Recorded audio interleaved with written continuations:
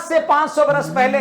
Heart کا operation کے بعد انسان زندہ رہے، کیا اس بات کو کوئی تسلیم کر سکتا تھا؟ 300 سال پہلے یا 400 سال پہلے اگر یہ کہا جاتا کہ زمین سے آدمی اڑ کر آسمانوں میں جا سکتا ہے تو لوگ اس بات کا یقین نہیں کرتے،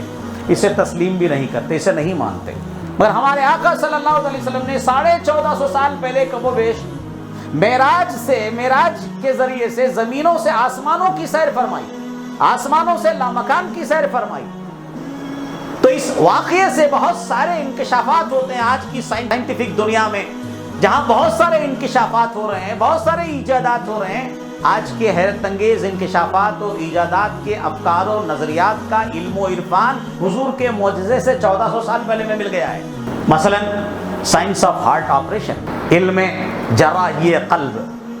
کہ علم جراحی قلب کا ہمیں معراج سے ایک تصور اور یقین ملتا ہے۔ کیا کوئی اگر آج سے 500 برس پہلے ہارٹ کا آپریشن کے بعد انسان زندہ رہے، کیا اس بات کو کوئی تسلیم کر سکتا تھا؟ مگر ہمارے آقا صلی اللہ علیہ وسلم جب معراج پر تشریف لے گئے تو آپ کا ہارٹ چیرا گیا، آپ کے سینہ اقدس کو چیرا گیا، علم و نور سے اسے بھرا گیا۔ مگر ہمارے آقا صلی اللہ علیہ وسلم پھر وہاں سے معراج پر تشریف لے جاتے ہیں۔ تو یہ سائنس آف ہارٹ آپریشن کا تصور، اس کا علم و ایقان بھی، علم و عرفان بھی حضور کے معراج سے ہمیں ملتا نظر آتا ہے۔ اور کیا ہے؟ سائنس آف اسپیس، علم خلا و سما، کہ زمین پر رہنے والا انسان آسمانوں پر اڑ سکتا ہے، آسمانوں کی سیر کر سکتا ہے۔ اور science of telecommunication, science of electronic, علم برقیات اور علم مواصلات، سائنس آف کمیونیکیشن، علم مواصلات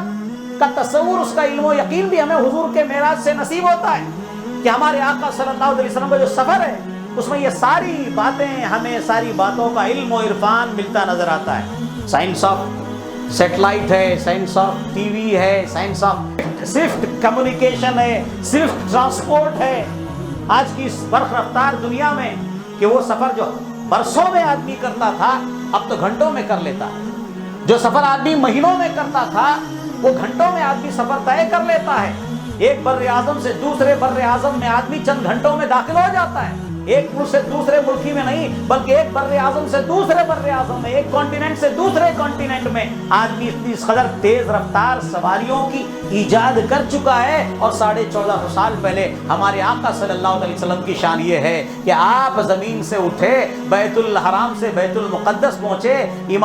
انبیاء کرام کی امامت فرمائی، پھر وہاں سے آسمان اول میں داخل ہوئے، حضرت آدم علیہ السلام ابو البشر سے ملاقات ہوئی، علیہ السلام کے بعد آسمان دووں میں داخل ہوئے، حضرت عیسیٰ و یحییٰ علیہ السلام سے ملاقات ہوئی، تیسرے آسمان میں داخل ہوئے، حضرت